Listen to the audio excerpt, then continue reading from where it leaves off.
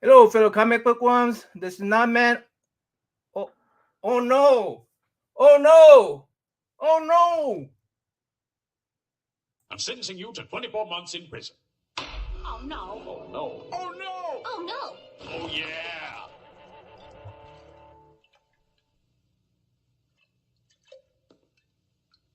Okay, can I ask everyone to please stop saying "oh no" in this courtroom? Because the fucking Kool-Aid guy's gonna keep showing up. Thank you. I have a comic journey here today. Well, well. Apparently, somebody is not respecting copyright laws. Somebody's not respecting copyright laws. You know that little clip that you just played. You know what? You know, I, I'm not even gonna get started with that. You have some apologies to make. Apologize, Worm. This little guy. I apologize. Not to me, not to me, to him, to him. Sorry, Kool Aid Man. Hey, Kool-Aid, do you accept? Oh yeah. You know that you knew that he was gonna accept because that's all he does. He says, "Oh yeah" to everything. But all right, all right. So you got me on, Worm. You got me on. Now what? Now what? What are we doing now? You finally got me on your channel. You got me on your channel. Now the seat's on the other side. You get to ask me questions. What are you gonna ask me now? All right, CJ, why don't you do a quick intro of yourself? Quick intro of myself. Yeah, I am. you could also introduce your Kool Aid guy. Okay, so What are you drinking, by the way? I'm drinking my. I'm just trying to win some sponsorship from these guys. you're drinking Yingling. I am drinking my iced coffee over here. All right. If you noticed, it's not from a brand. It's not from Starbucks because I got into a big argument with Starbucks because they refused to give me sponsorship. So Starbucks, screw you. No more free advertisement. Yeah. Okay. Well, I'm still trying to quote them. So cheers. Now we have the generic plastic cups. That's how it works. Hello, Fury's hot. You had your chance, Starbucks. Hello, Alex. How are you? Is it Alex and Sean? Tyler's going to be here later. I mean, watching on Rewind. Is it Bigfoot here? It looks like Kool-Aid's getting drunk himself. All right. So you want me to introduce myself? My name, as everybody knows, is Comic Journey. Comic Journey. If you're looking at me on Instagram, I'm the new Comic Journey, not just the Comic Journey, the new Comic Journey. Why? Because somebody stole my name there, and I had to put new in front of it. But that's a story for another day. That's a story for another day. I don't really need to tell everybody a lot about myself because everybody knows me. I'm that popular. I'm special. Everybody knows me in the community for better or for more for worse reasons than any other. But they know me. They know me for one reason or another. But and just like they know you, just like they know with your fraudulent comic book eating. But that wasn't fraudulent. Hey, you need to explain to Alex what happened to Otaku. What was that? Good. I don't see. Oh, otaku. Okay, otaku. Here's the issue with otaku. I didn't like being ganged up on. I don't like a 2-on-1 kind of situation. So I took otaku, I tied him up, and I threw him in my basement. When we're done, if he's a good boy, I'll let him out. If he's not a good boy, he's gonna stay in my basement for a week. And then we'll see. We'll evaluate. We'll evaluate after a week. Has he been nice? Has he not been nice? We'll see. But either way, Otaku's out of the picture. Why? Because I got rid of him. Out. He's done. No Otaku this episode. Now the worm has nobody to hide behind. Nobody to hide that little charming Otaku. That charming Otaku that he has to hide behind usually. He's not here today. Because you know what? This might be the Worms channel. This might be this Worms show. But today it's Journey Rules. So this is how it goes. That's how it goes, my friends. All right. Hey, anybody else have any questions? Anybody else you want me to throw in my basement? I have no problem. I got a very big basement. And I got lots of rope. Hidden skeletons in there somewhere too, huh? make sure you get ransom. Yeah, well, listen, I don't need any ransom. I don't need any ransom. I just need cheap labor. So he could work it off. He could work it off while he's in my basement. I have him cleaning down there while he's in there. This is New York City, so we got some big rats. He's got his battle down there. Otaku is really good about free labor because he come here and do this for me for free. That's what I heard. That's why I'm putting him to use. It's legendary how generous you are with your employees. He's not my employee. So what are we doing? We're drinking. This guy's already drunk. Look, he fell over again. He's already drunk. Are you there? Are you falling over yet, or what? No. I'm naturally intoxicated today. I'm working off of caffeine and cigarettes. So he seems a little fragile. I don't think he would be good with the rats. Yeah. All right. You got some collection. I asked you to bring some collection so that we could have a little props to talk about. Well, I got some stuff. I got some stuff. I got some different stuff. So I thought about it well.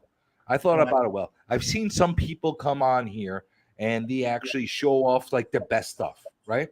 Oh yeah. So and then you have. When did you start collecting comic books, by the way? Originally, I started collecting. Well, it was a little journey.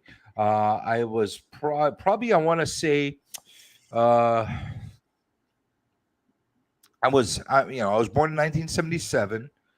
I can't put an exact year, but I want to say around that 82, 83 year is when I started to like really like tell mommy, give me Spiderman off the wall, and that kind of thing. That's when I really started to like every so often get one off the newsstand and that kind of stuff. And I really liked them. I had my cousin that lived under me. We lived in a 2-family house, and he had a lot of stuff. He had a lot of X-Men, Ghost Rider, all kinds of cool stuff. And he's about 6 years older than me, so he had all the good stuff. What's that? If you were about 6, what year is that? I'm trying to figure out. If I was about 6, I would be 83. 83. Okay. So it was after I stopped collecting. Then okay.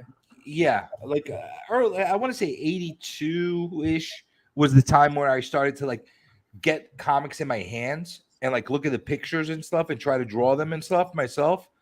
And as the time went on, going to the mid 80s, going to late 80s, I started to get really more serious about it, getting more comics, and I discovered comic shops.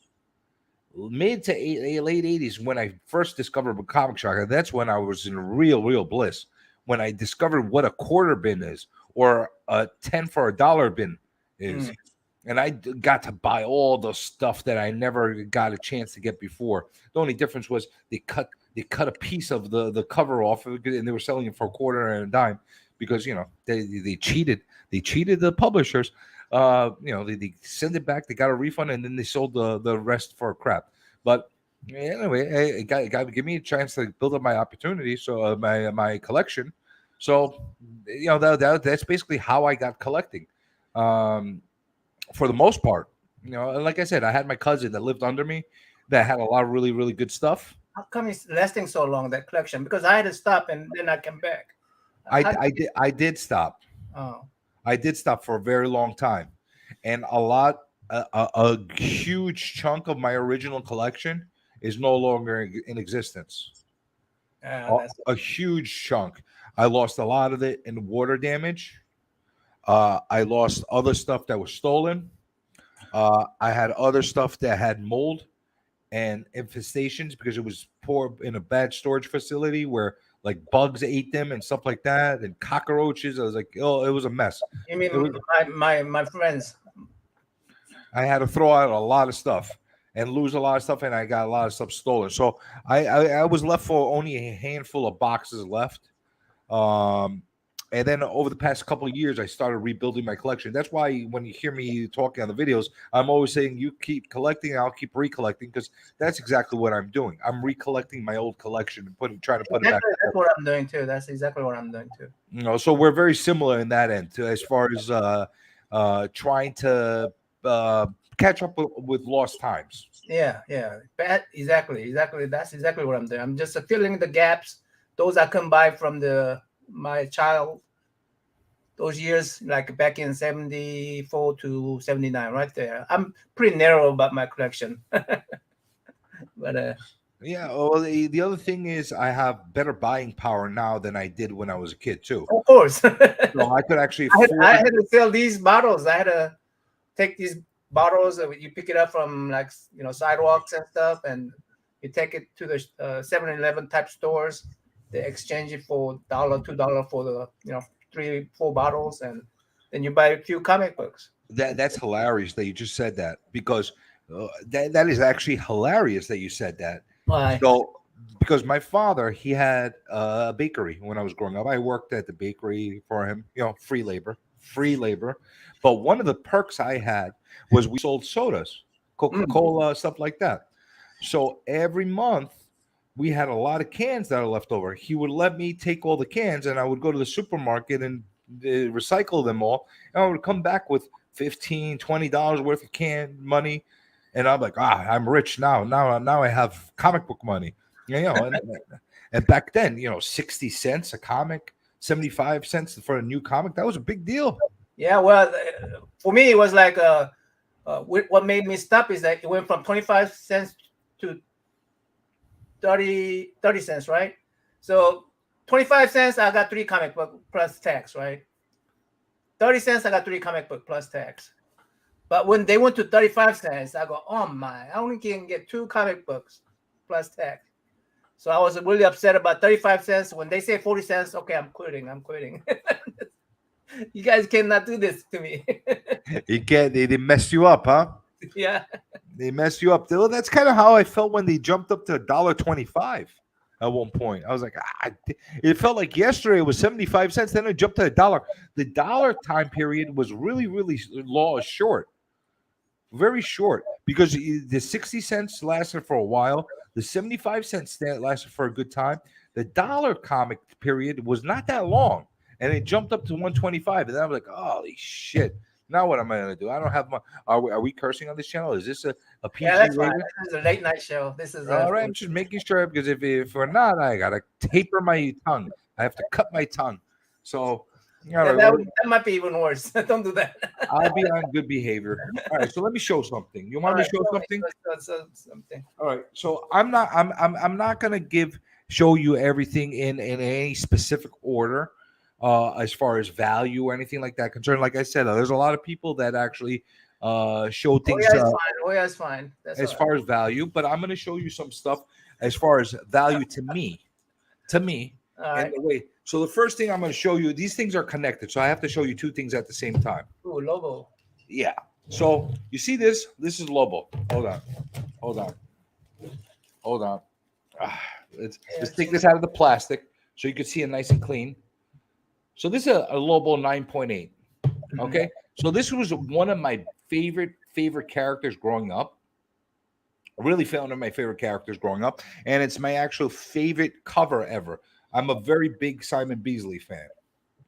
Very big time. So my goal was to get a 9.8 in this book, and I did get it. And I actually went through steps of how to get it. I got a 9.4 first, then I got a 9.6, and now I'm up to 9.8. And I basically, every book that I would get at a better deal, and then sell the older one to get to the higher grade. And now I'm finally here. Now that I'm here, what my ultimate goal is to get a 9.8 signed by Simon Beasley. You need to say good evening. Good evening, Dracula. Good evening. Perfect. Look at the teeth on him. Look at the blood coming out of him. It's perfect timing for Dracula. Good evening, Dracula. Children of the night. It figures the freaking vampires out tonight now. So this is basically was a big thing. So my next step to get of this book is to actually get one that's signed. I want a signed copy in a 9.8, and I want silver signature right here by Simon Beasley. Let's see if we could pull that off. I'm getting very into this. I want right now. I want to get signatures of artists that I truly appreciate in my collection, and this is one of them. So that's the next step. So But you're becoming like a Sean from Slim Comic and more. well, I don't know if I'm like Slim. I mean, there's only a handful of artists I really want to have signature. So you'd be a little more. Simon Beasley is one of them. I want a Stanley signature, but I want a Stanley signature on a actual book he wrote. I want it to be on a book he wrote, and I want it to have the yellow label with the Stanley face on the label. I know I'm asking for a lot. It doesn't matter to me what comic it was, as long as he wrote it. He needs to have written it. That's my criteria. I don't want him to sign. I don't want a book that's signed by him that he didn't have any work on. I want it to be a book he worked on. So, yeah. But in connection to this Lobo #1, I had to show this Omega Men #3. Cool. Now, this is actually the first appearance of a Lobo. Oh, really? Okay. Yeah. So there's a big difference in the way he looks over here. Hey, freaking the Kool-Aid man got drunk again. Anyway, so the difference is like day and night as far as the way the character looks. Yeah. But I needed to have his first appearance, which was important to me. But I so far I've only been able to get it in a 9.6 for the price that I want. I can go get a 9.8, but I'm not willing to pay the money for it. Right. When I find it at the price I want to get it, that's when I'll buy the 9.8. And what is that price? I'll trade up. It's about it's about $400 to $300 to $400 that the 9.8 is going for right now. It's not a super expensive comic, but I don't want to pay fair market value for it. I want to get it for less than what it's worth. Of course. No, it's for me. There's no fun in the hobby if I'm going to be paying full market value for it. There's no fun in it. It's not about making profit off of it. I don't like to pay for anything full price. I don't like to pay full price for the cars I buy. I don't like to pay full price for the phone that I'm going to buy, the comics that I buy. I want to get a deal, just like everybody else. Why? Because that's how I am. So, yeah, well, that's it, like a lot of people. So that's how I feel about it. So these two are very important parts to my collection. Just for me personally. Now, are they the most valuable comics? No, absolutely not. Well, $400. That's quite a bit valuable. That's really valuable to me. That's no. I mean, there's a lot more expensive comics out there. Yeah, of course. No, I've got more expensive comics than these as well, but these are more important to me than the more expensive comics. Yeah, okay. Yeah. So that's basically what I'm looking at. So I'll show you something else that here. This is something that I think you're gonna get a kick out of. I personally love this comic. This is something that I don't believe I've seen anywhere other than when I got it in this grade in this case. This is a Man Comics #1. Real stories from Inside Files. So this is a Golden Age comic. This by far is my favorite Golden Age comic in my possession. It is a very obscure comic. Look at this. The dad's beating the crap out of the kid, and the mom's yelling at him. And this is like my childhood. Daddy, that's not good. You know, Daddy, don't hit me. And then my mom's yelling, "Don't hit him!" You know, that's like just like my childhood. Look at that. And I'm running away because I did something bad, and then I'm gonna get my ass kicked. I don't know. There's just something about this book that speaks to me. And it's very obscure. There are only 5 on the census of this grade. What year is that? Golden Age? What year? The year itself is 1949. So it's an old book, and I do have other books of more popular titles from the Golden Age. But for me, this book it speaks to me much more than other comics. It is a Golden Age book that is extremely obscure. It is something that you don't find very often, and it is so low on the census. And for me, part of the collection is actually getting stuff that nobody else has. And for me, this is a keeper book. Why? Because there's not going to be any more of these books. It's not like people are like have thousands of these at home and they're going to send. I mean, Golden Age 6.0 is like very rare to get. Even just that, you know. Even just getting it in raw shape, in really bad shape, Yeah. you might find one copy, maybe two copies every so often here and there on eBay. Maybe you'll be lucky to. So it's interesting that comic book covers such a variety of topic like that. Child abuse. Well, that was normal back then. Yeah. You know, like you don't listen to your parents, you can get a smack. You know, that's but right in front of the cover. Well, this is also pre-code. Okay. But I don't think this was one of the things that they were against. I think abusive parents was okay as far as the comic code. They just didn't want monsters to come in there. But the abusive parents are okay for some reason. That didn't come into the picture until probably the 90s. I mean, I used to when I had my first kid, I thought it was okay to spank them. I sort of think that, still probably think that way. I'm from old school. It's a cultural thing. Yeah, but I never liked spanking them in front of people. It's a cultural thing, like especially from cultures that came from the out of the country. Like my heritage is Greek. Yeah. It's a cultural thing, you know. But you know, I make jokes about it.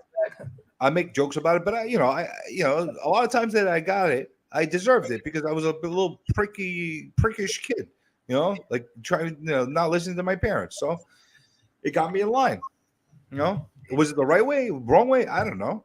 It all depends how defective my brain is working right now. If it's if people think it's working right, then I guess they did a good job. If they think I'm demented, then they did a bad job. I think you're demented if you have a otaku in your basement. No. That's a practical.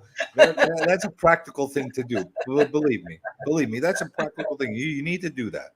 You know, the otaku belongs in the basement. You know, I'm sorry. I'm sorry. You know, that was a necessary evil. You know? So this is another. So you see, I'm like pretty diverse in what kind of books I collect. You know, it's not necessarily something that you know, like I could put a finger on like what it is. I collect a lot of stuff and stuff that I like. It's very diverse. Now, this book itself, if you had to put a value on it, it's so hard to put a value on it because I have the last public sale, right? And I bought it for what it says on eBay. Make best offer $275, but it doesn't tell you how much I really bought it for. Right. Which I bought it for less than $275, but there's no other sales before, like until 5 years before that, and there's no other sales since then. And I got this last year, so it's one of those books that you set the standard on the price. I might be able to put $1,000 on this later on, and somebody might actually bite on it. You never know. Yeah. But this is not for sale. This is a permanent part of my collection. The only way you'll ever see me put this on sale or anything like that is if I get. There's only 2 copies that are in the 6.5. So if I get my hands on one of those, then I'll trade up. But this is one of those things that it's a permanent part of my collection. It's a permanent part of my PC. So let's show you some raw books. We showed you some books in slabs. Let's show you some raw books. DC got to miss the Slabber. Where's the DC? He missed it. Where's DC? Where is he? Is he on here? Because I mean, I know it's the same guy, DC and CJ.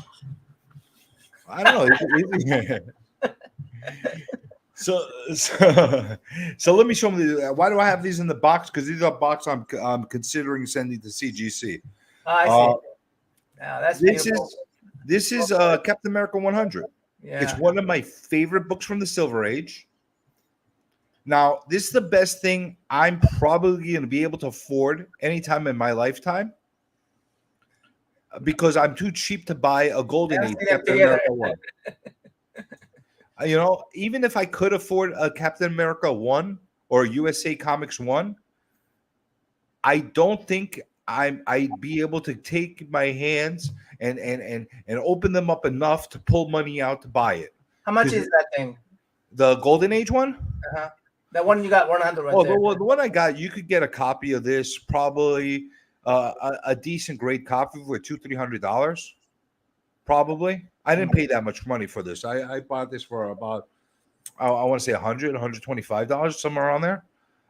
It's a very presentable, nice mid-grade copy. Yeah. The only bad thing about it is because these white covers, you see this, it's hands very much. So that's why I've been hesitant to send it into CGC, just in case I'm able to find one that's more white. Can you not clean it? Maybe I should send it to you to paint it. You're gonna use white out? Is that what you're gonna do? No, I don't know. I'm really considering getting something. I don't know. Well, we'll see. But I'm on the fence of this. I never officially sent any books to CGC on my own yet. Yeah, I only sent 2 books in through CGC, and they were in through my comic shop. There was also the presser that did it for me. The next time I send to CGC, I'm going to do it myself, and I'm going to document the whole process of how it's done. Ooh. So this is this is a nice book, and this is actually one of the few childhood books that I have. Oh, from This the childhood. Like the ones that I bought as a kid. Like Yeah, you bought a back copy from your days then. What's that? You bought some back copies, like not from the rack, but you had a probably Yeah. that or When I first discovered comic shops. Comic shop. You had a comic shop. I never had a comic shop. Yeah, like mid to late 80s, I first discovered the comic shops. So this is one of the first things that I bought that cost me a lot of money. For back then, I think it cost me I want to say $20. Something like that. That's a lot of money for a kid. Right. I took all my can money and I bought this comic with it. And you see, it's not the greatest shape, but I preserved it in the best way I can. This is going to go, regardless of the grade, it's going to go and get into the CGC case and it'd be one of my forever books because it's one of the few that actually survived my original collection. Yeah, I call those OC. OC. Original comics? Original collection. Original collection. All right, so we're going to call these the OC, not OG, OC. OC, yeah. And the PC is a personal collection, which is OC is normally PC. So let me show you something. Unless you're selling it. Let me show you something else. Now, I showed you, I gave you the story behind this. Yeah. Let me give you the story behind this one. Ooh. Bet you didn't expect me to pull out this, did you? Oh, man. Now, I went from Man Comics to Captain America 100 to beat the shit copy of Amazing Spider-Man 50 to a beat the shit copy of X-Men #1. Man. Now, this is actually from my original collection. Yeah. How did I get this comic in my original collection? Well, a young comic journey was a little bit of a stud, and he had a girlfriend that really, really loved him. And for his birthday, went and bought him a copy of X-Men #1. Wow. And I remember like yesterday, Real stud. she paid $300 for this comic Wow. in the mid 90s. I think 96, 97. 300, that's a lot of money. I mean, even I don't buy $300 worth of comic books. This for many years was the most expensive purchase, even though I didn't purchase it, Right. the most expensive purchased comic in my collection. Did you marry her or? No, Okay. no, we lasted for about another year after that. She was great, but yeah, we went our own ways. Maybe I should have because I had to marry somebody else that didn't work out for me so well. So maybe I should have went her. She got me. She bought me an X-Men 1. I should have went with the X-Men 1 girlfriend. But this is evening Jay. So this book, depending on who you ask, I've gone to multiple people as far as what the grade would come out on this. I've gotten a range from very qualified people that gave me a range of 0.5 to 1.5, possibly even a 2.0. Why? Because the cover is barely hanging on. It's not the greatest shape. No, yeah, It's not. It's a beat up copy, but it's a presentable copy. yeah, it is. It's got this shit here Yeah. that, believe it or not, I did. I fucked this up. How? That's a tape pull. Oh, oh, Yeah, yeah. Go figure. And that's why I don't take my comic books. I don't Well- want tape near my comic books. Well, you see, I learned my lesson real good after that. Yeah. There's no tape after that, but that was expensive. But honestly, that's not the worst thing about it. Who cares? The grades, having the comic is awesome. I agree, Trev. Oh, it's absolutely awesome. Yeah. It's absolutely. But the reason I mentioned the grade is because I'm going to send this to CGC to have it closed up.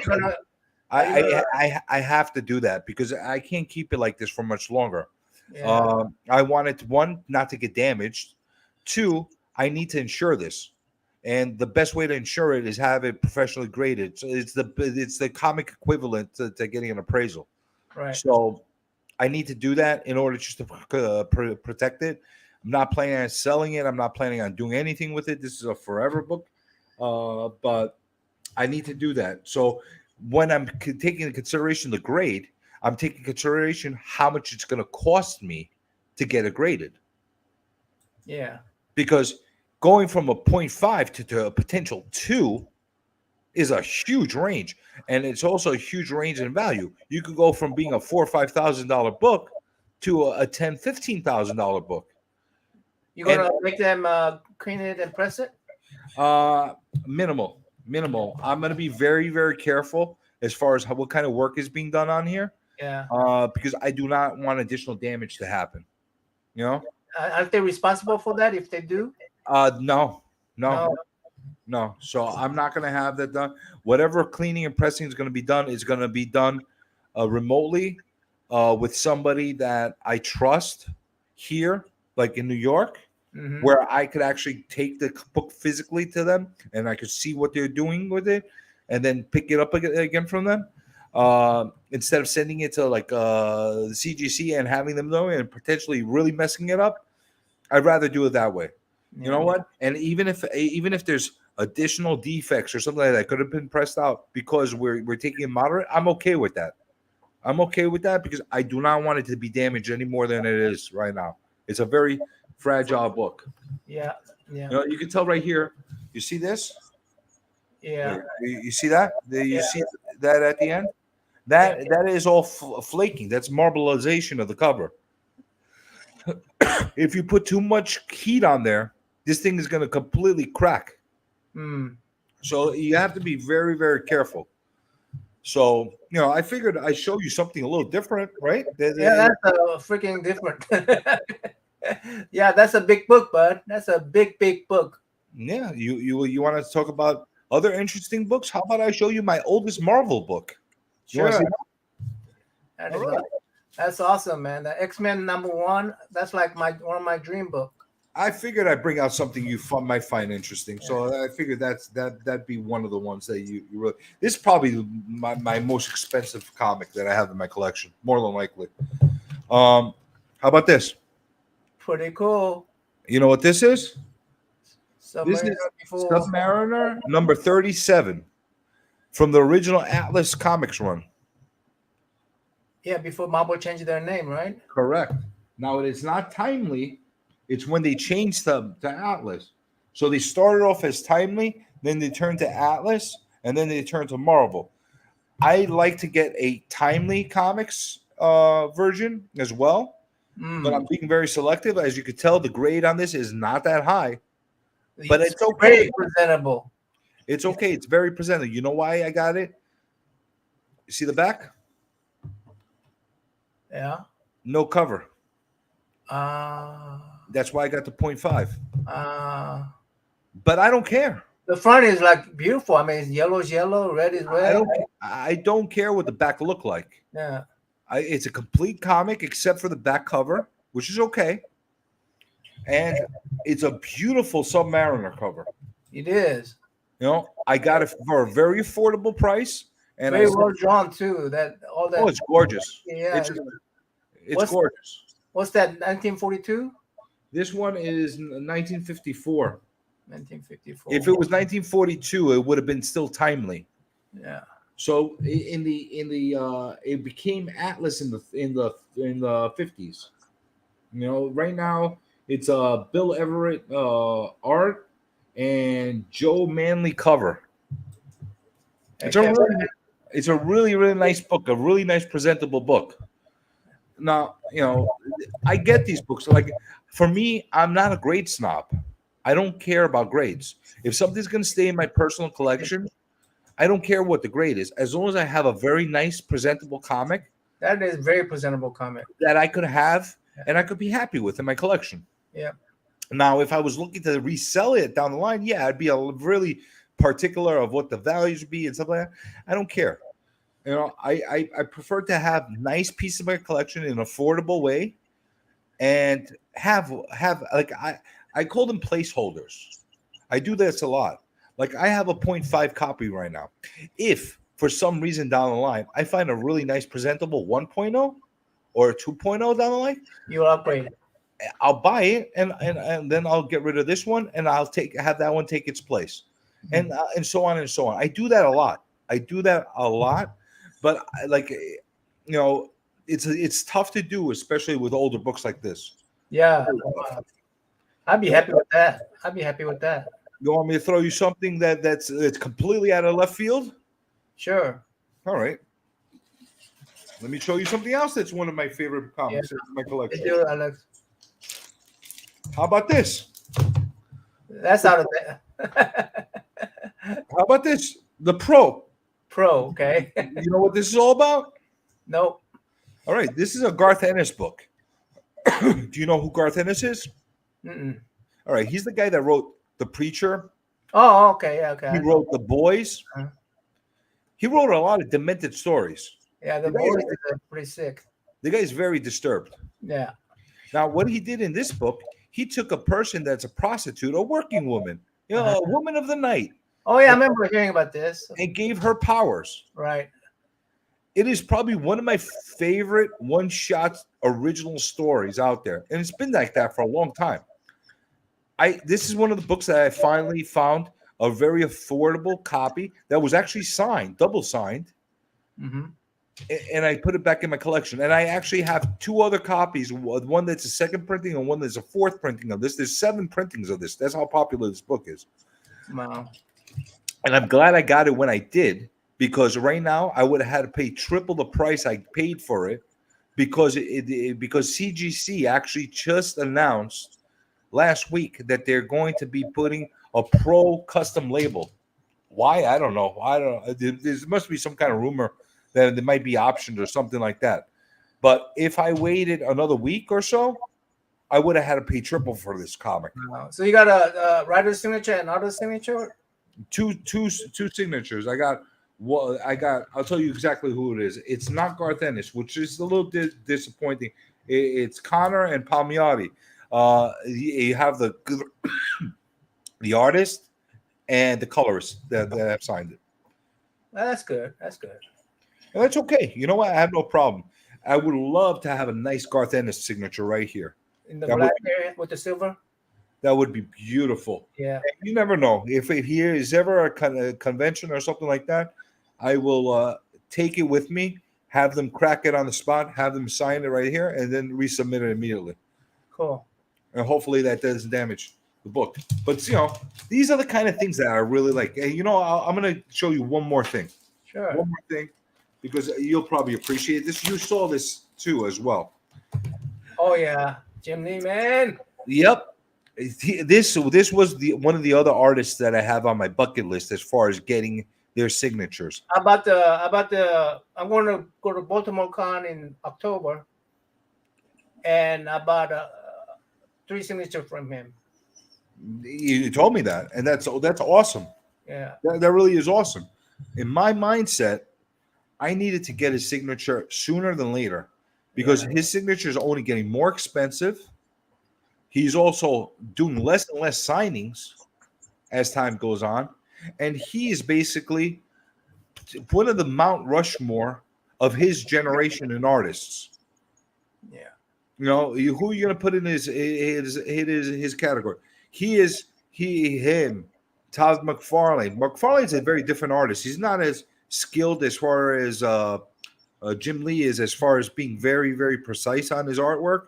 He's a little looser on his artwork. But, you know, let's say he's a part of that same Mount Rushmore of that 90s, 80s to 90s generation of artists and talent that came out of there.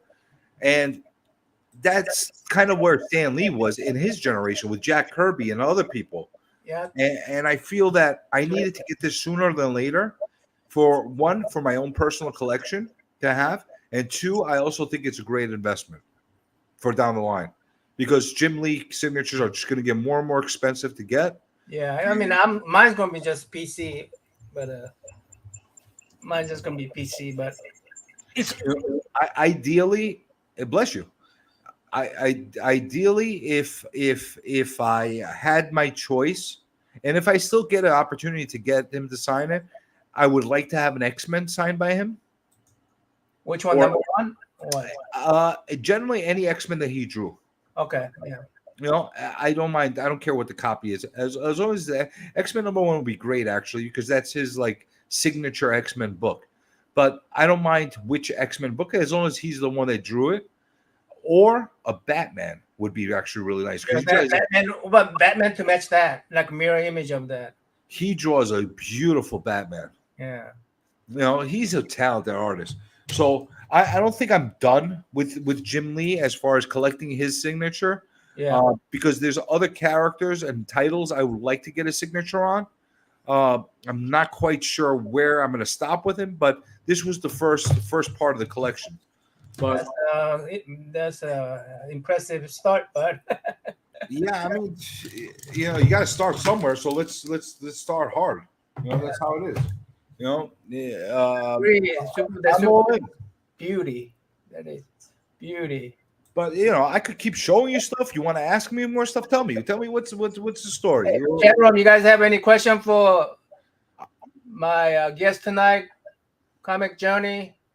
He only comes at after midnight. You know, he made a special occasion to come before midnight today on my channel. So, well, I'm doing something for the children of the night. I'm trying to do something for the children of the night. That's I mean, nobody else is doing it, so I got to do it, right? Come on. I'm about to go to sleep, and then there's a blip. There's a Comic Journey at 1 o'clock at night. We gotta give something to the people, to the insomniacs, to the people that can't sleep. So they need stuff too. Come on. Jim Lee is my most modern favorite artist. But he's not my favorite artist. He's one of my top favorite artists. I love him. Okay. Hey, Comic Book Journey. So I'm going to teach you how to solve this problem. Okay. When someone says, "Oh no," I want to how to solve this problem, okay? Oh man. I gotta teach you how to do this. You gotta snip it right off the butt. Here, okay? Oh no! Oh no! Oh no! Oh yeah!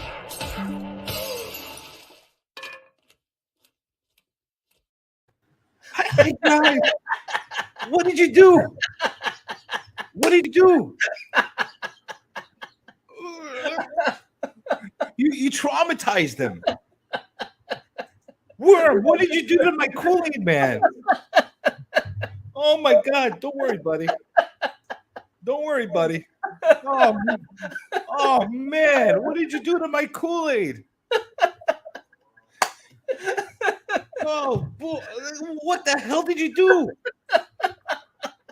You need some sensitivity training. You know that? You need some real sensitivity training. How could you do that to the poor guy? How could you do that to the poor guy? Gee, are you okay? Okay, he's not even talking. He's not even saying, "Oh yeah."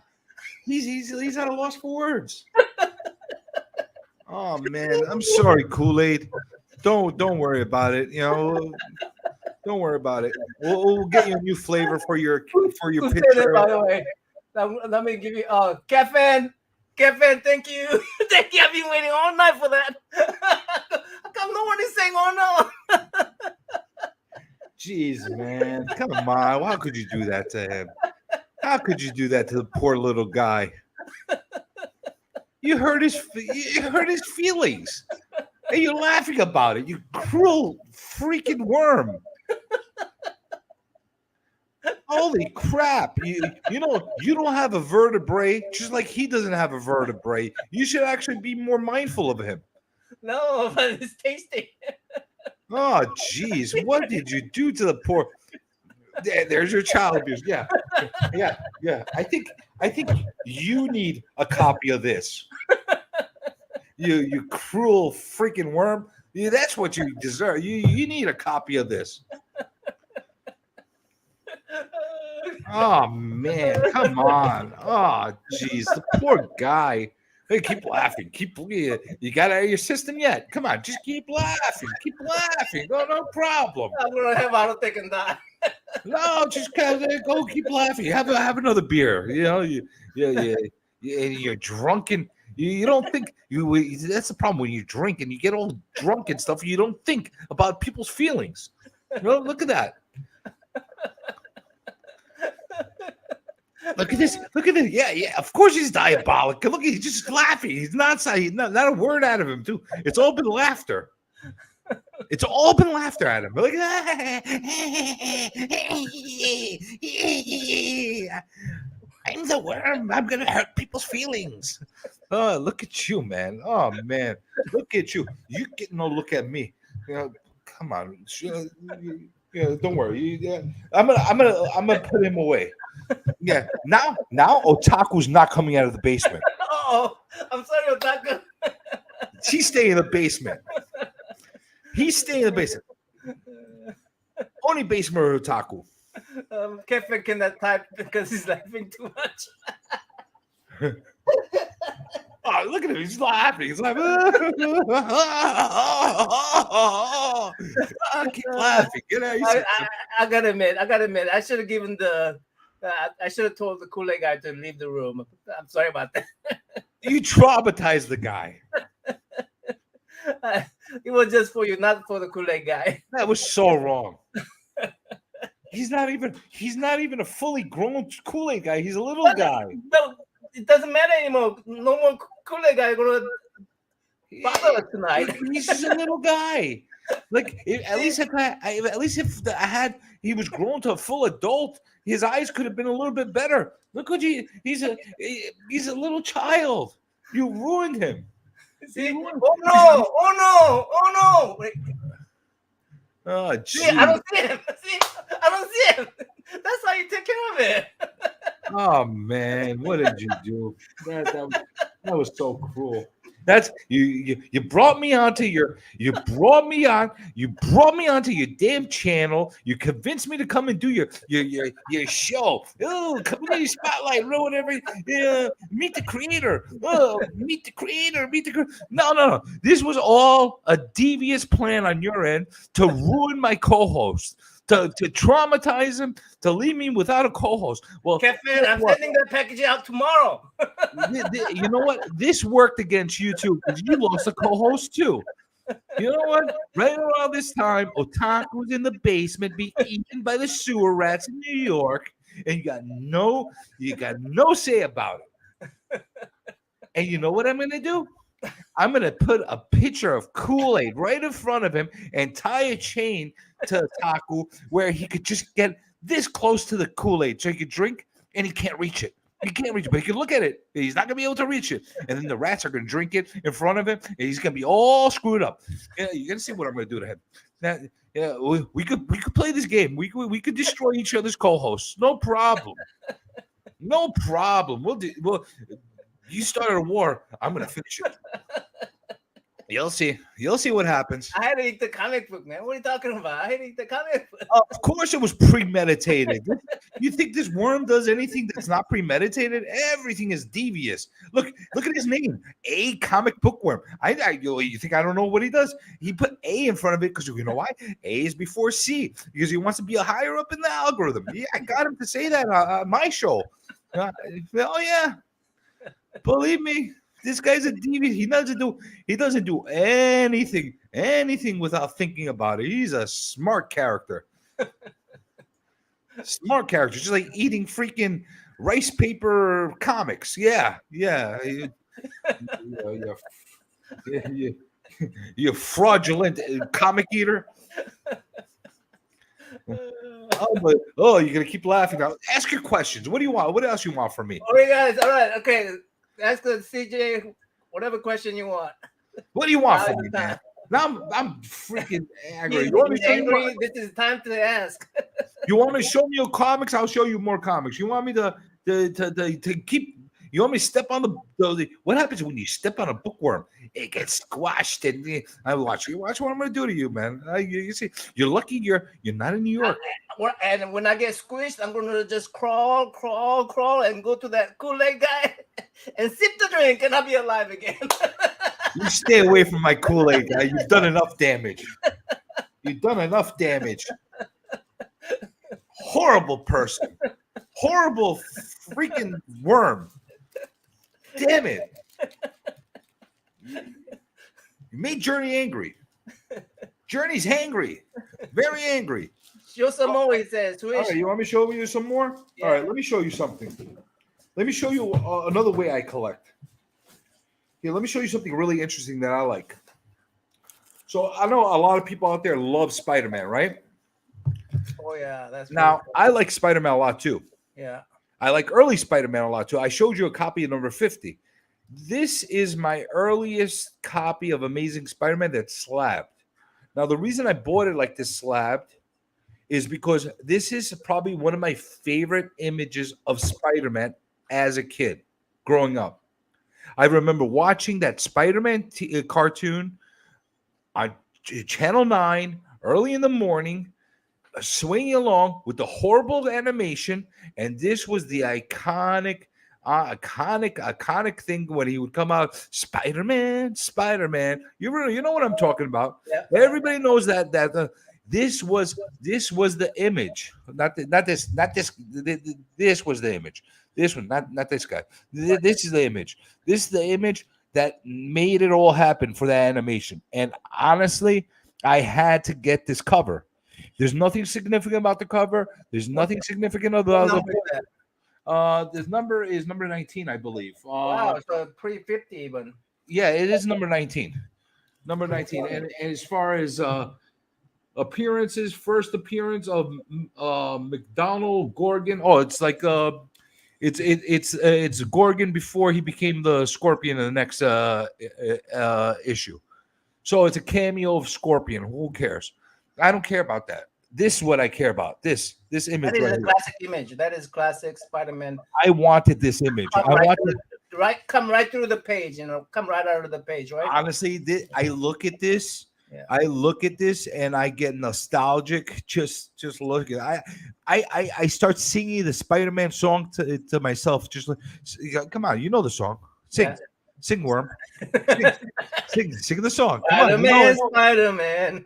does whatever a spider can. Come on, keep singing. Come on. I don't know the rest of the lyric. Come on. Spins a web any size, catches crooks just like flies. Oh no, here comes the Spider-Man. Oh, thanks.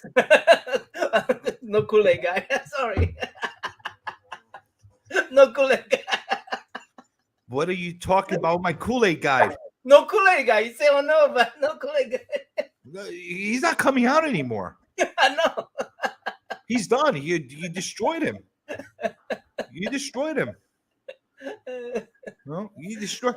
I mean, I give you a solution. So you mean I will send that clip to you? I don't know what I'm gonna do. I got to do something. I had to lift up his spirits. But this was what I held the number 4 in my hand and slapped that at 22.9 and didn't pull the trigger. Still kicked myself. You know what? That's a big comic to put down. That's not. This comic is not even close to the price of what that number 4 issue number 4 is. It's not an expensive comic at all, especially in this grade. It's not. You can How get much this is for. that be? How much is that be? I believe you could get it for $200 Oh. in this grade. You know, which it is expensive, but for early Silver Spider-Man, it's not. Yeah, 2.0. I mean, 2.0 number 4. How much would that be? Oh, you're talking about a very expensive book. I think that's the first Sandman. Oh yeah, the 10,000, 5,000. You're talking about a few $1,000 book. Mm. That's not a cheap book, especially in the right environment, right buyers. You're talking about a good book. So that's why I don't buy those books. But this had a significance. Like, hey, it's just like this had a significance. I'm a cover guy, so I got this, and I got this for the cover. This was a very high grade. This is 8.0 of Amazing Spider-Man number. That's all black too, man. Number 100. How do you get such high grade for that? All that black. This, who I got this from? Your favorite seller on YouTube. My Pete, favorite. Peddling Pete. Oh, that guy. Yeah, I got that from him. Wow. At a killer deal. Yeah. So, Comic Vet completed his first 50 issue run. Yeah. Yeah, I'm not trying to compete with Comic Vet. I'm really not, because this guy, he's got a lot of high grade, or at least he's got a lot of good grade Amazing Spider-Man in the early run. Congrats, Trav. Number 37. Number 37 is a really good book. Yeah. 37, I believe, is the first Norman Osborn. Hey, Kevin, by the way, I didn't say hi to my friend Kevin. He showed up. Hello, Kevin. Who's that? Kevin is my friend from back in my school days, college days. No, I'll say hello to your friend too. And you should not be the worm's friend anymore, because he's a very cruel human being. He's a very cruel animal. That's Kevin. Well, he agreed with you. There's your child abuse. But this is the way I collect, guys. This guy, you want to know, meet the collector, what wires me, what motivates me about how I collect. These are the kind of things that collect me. It's not about only the speculation. It's not about this. It's not about that. There's certain things that have to like pull me in. They have to like somehow connect with me. This connects with me on a very different scale. I mean, I hear you. I can relate to that actually. Comic book one. This connects with me at a different scale. Like as far as the philosophy of collecting is very similar. You have to enjoy it, and like when I look at comics like this, I enjoy them. Like they really bring something out of me as a kid. Right. I'm a 45-year-old man kid or kid man or man child or whatever you want to call me, that still enjoys comics, but I'm very selective of what I like. So these are things that I really, really like. And you can get this stuff in a very affordable way. Yeah, I'm throwing some numbers out there that might be high for a lot of people, but it's all relative.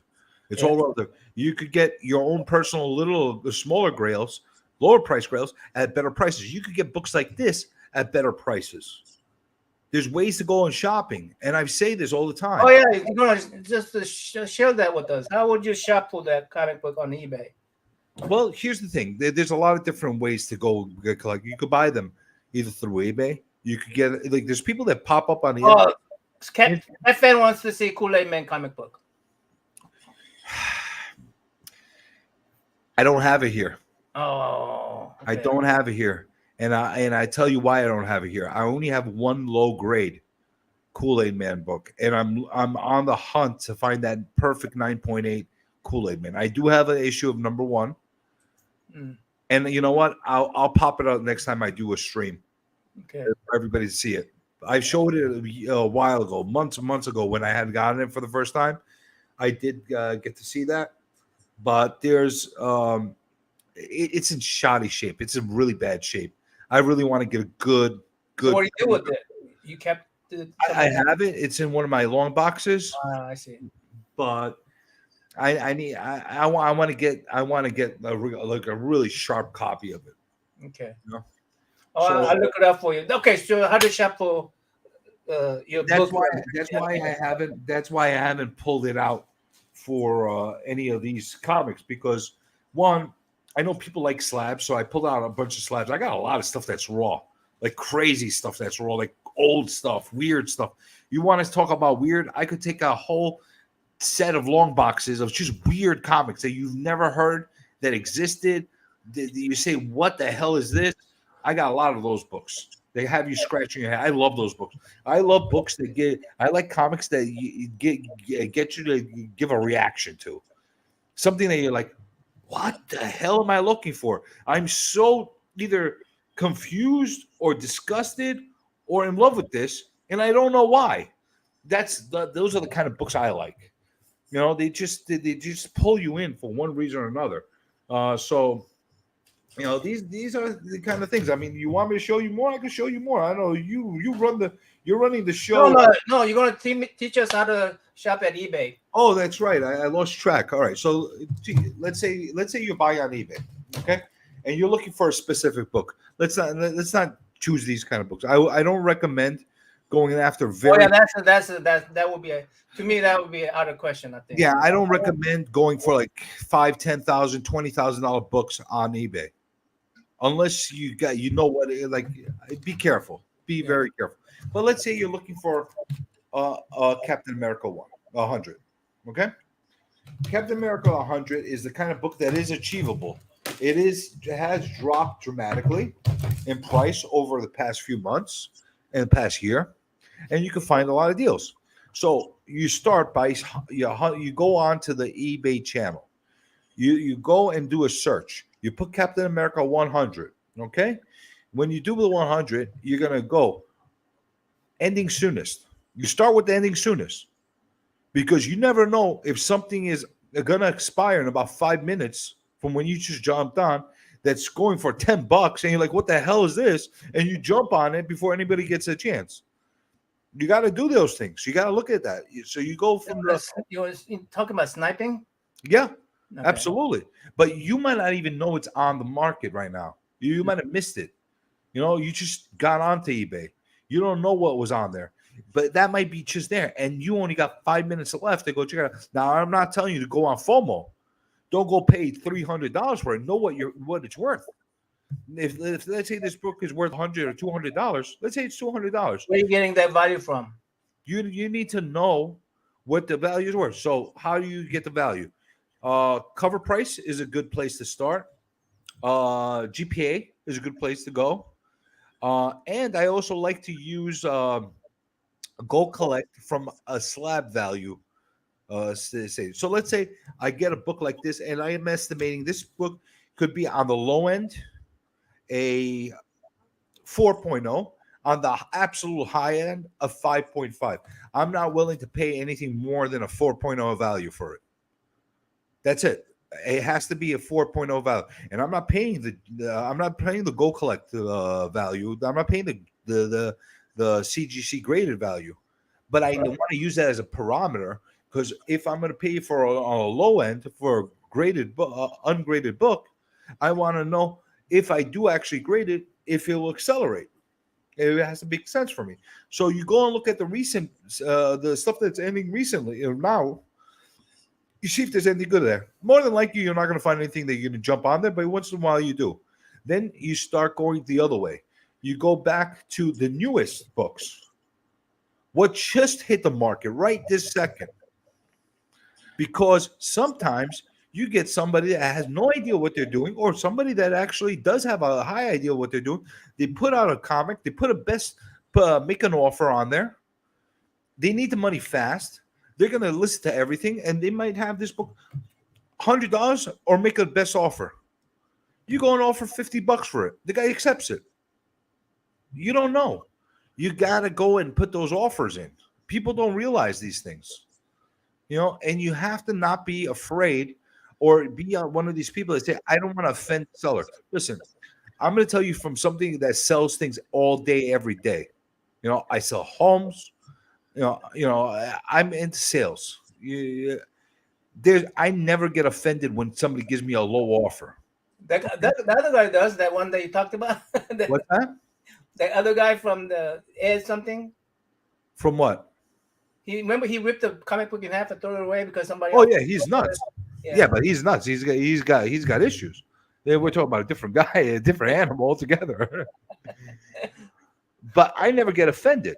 Why? Thank you very much for giving me an offer. That's the way I look at it. I'm not going to accept it. It's not something I'm willing to entertain at this time. But you thought enough of this to give me an offer. Yeah. You know, this thing might be worth $100 and you're willing to give me $50 for it. Okay, so that's $50 that you're offering me.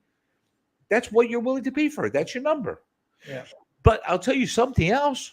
You know how many people say, "Listen, I'm not willing to take that $50, but I'm willing to give you. I'm willing to accept 60."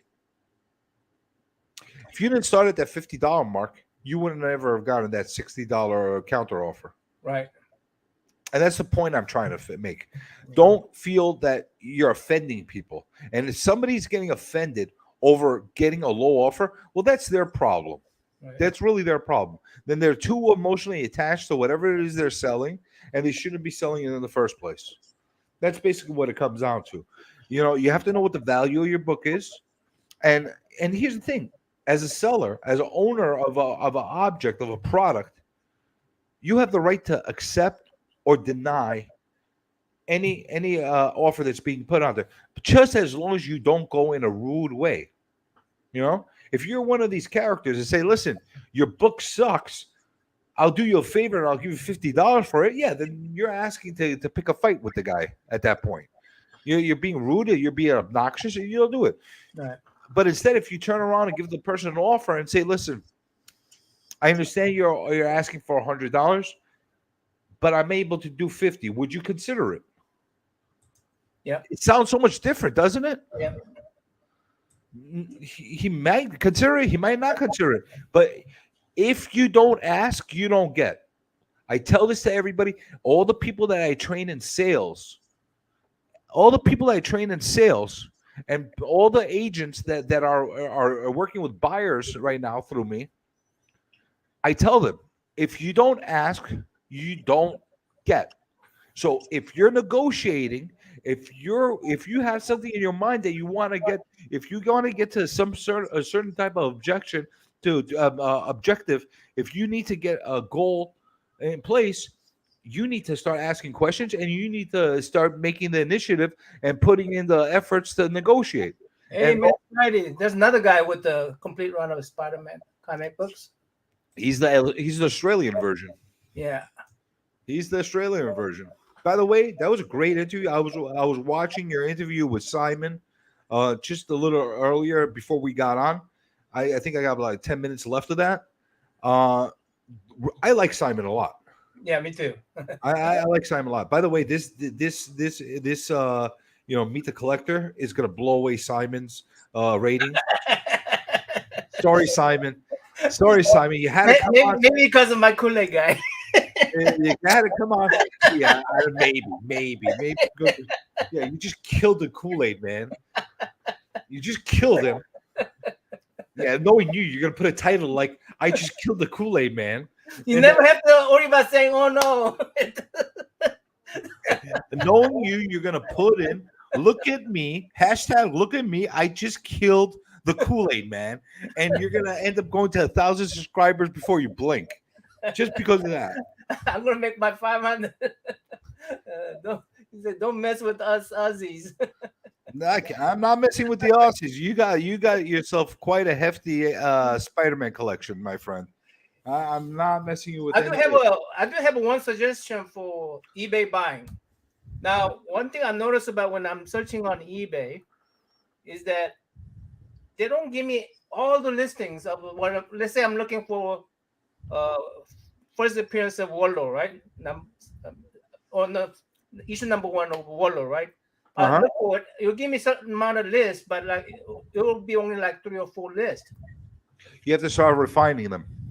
So what I found that there's a different way to search for them. Like for instance, if I go to like my comic book shop and look for the same book, my comic book shop will not have it, but they will have a little tab that says these comic books are sold on eBay, and it will list all the listings of that particular book that never hit my search engine, but somehow my comic book shop was able to find it. So I was able to just click on every one of those things and find more complete list of things I'm looking for. So I thought, maybe you could find, some external site that has that kind of a list that might help you find what you're looking for as well. So I thought that might be a good good. You Good know advice. that there are certain type of apps and programs that you can use to refine searches, not only for eBay, from other sites as well. But using just their eBay platform, I will tell you something. I, by refining your search and tweaking it in certain ways, you could find things in a different way as well. And I'll tell you why. Let's say you're looking for Warlord, like you just mentioned, Mhm. okay?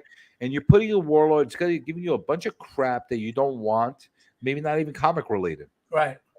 First of all, you got to make sure that it's under the comic section. Yeah. Well, yeah. But let's say it's not under the comic section. Let's say you're on the comic section, it's still not giving you enough of search.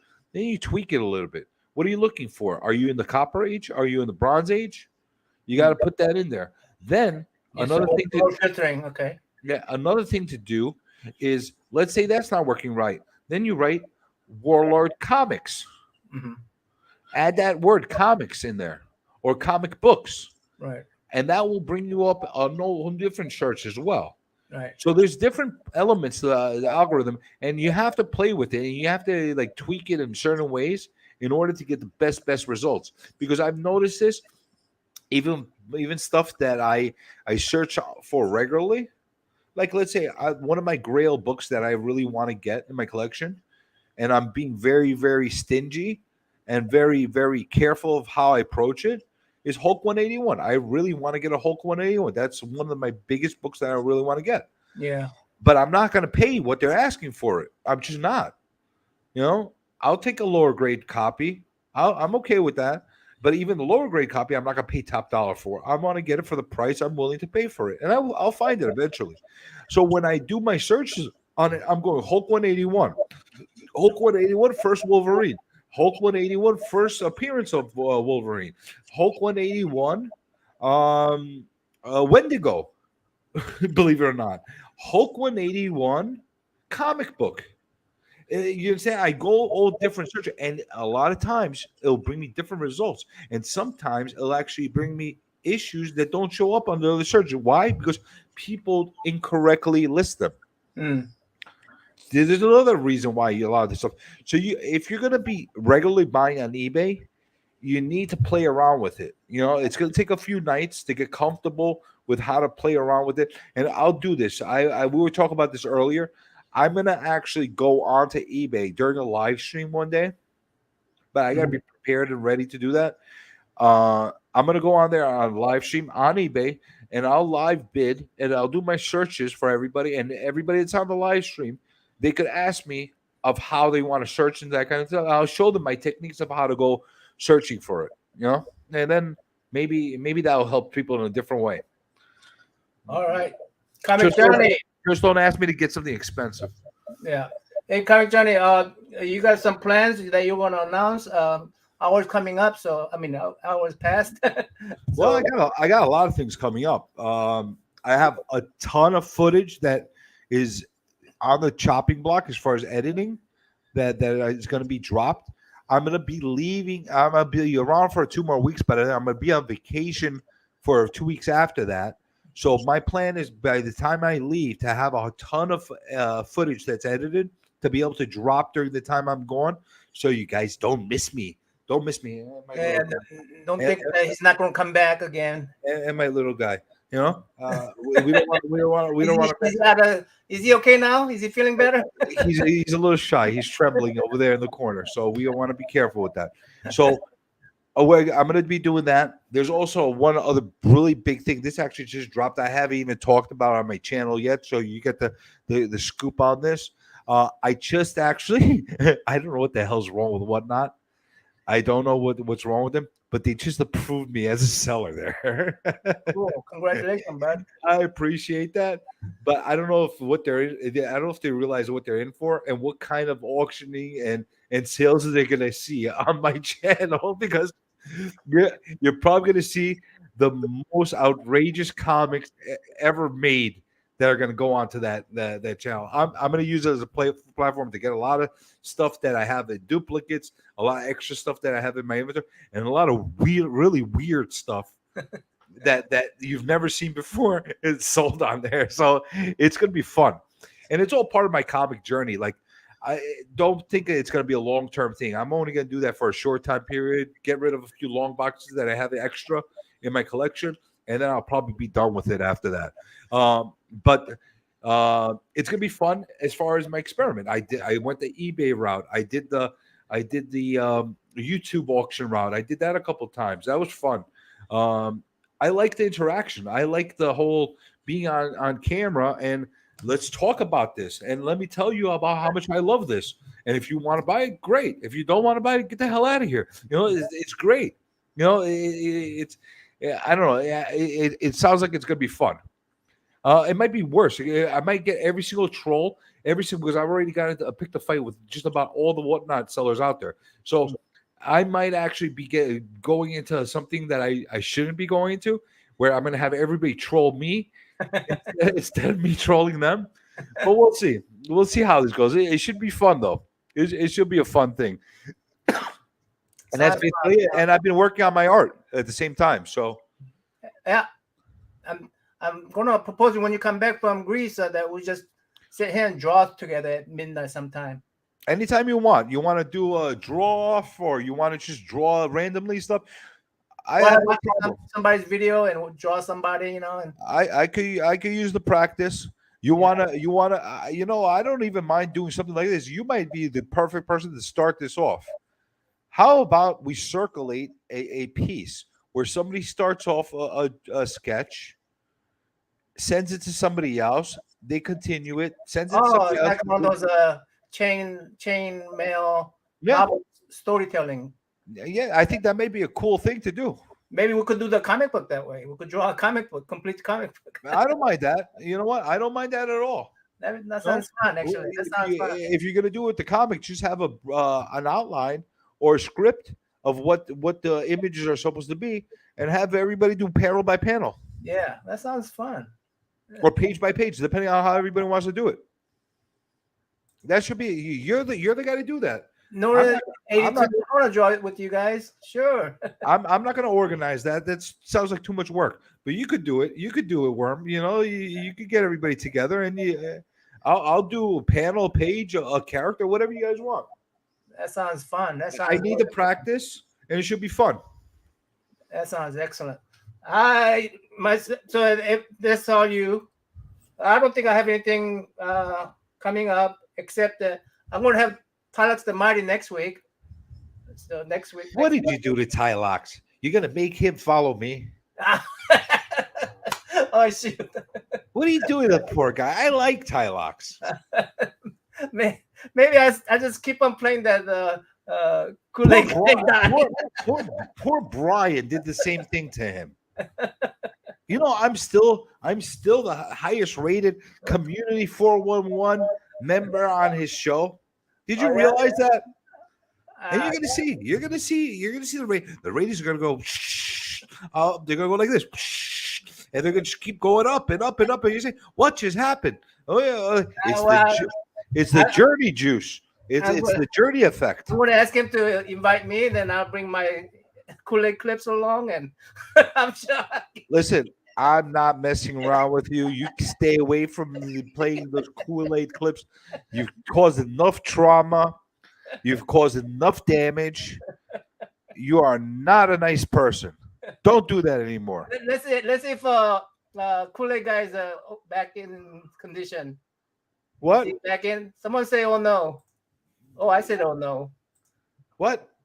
What? Don't say anything. I'm sentencing you to 24 months in prison. Oh no. Oh no. Oh no. Oh no. Oh yeah.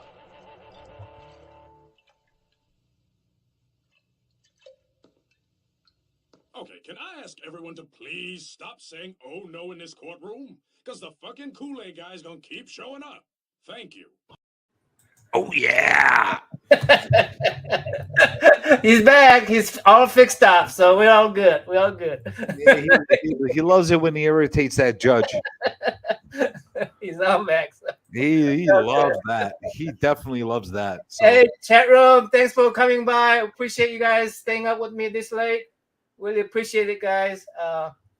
Thanks, Johnny, for coming by. I appreciate you having on. Then let's say goodbye to everybody. You're welcome. You're welcome for me like you're boosting up your ratings. You're welcome. Okay. All right. Bye, guys.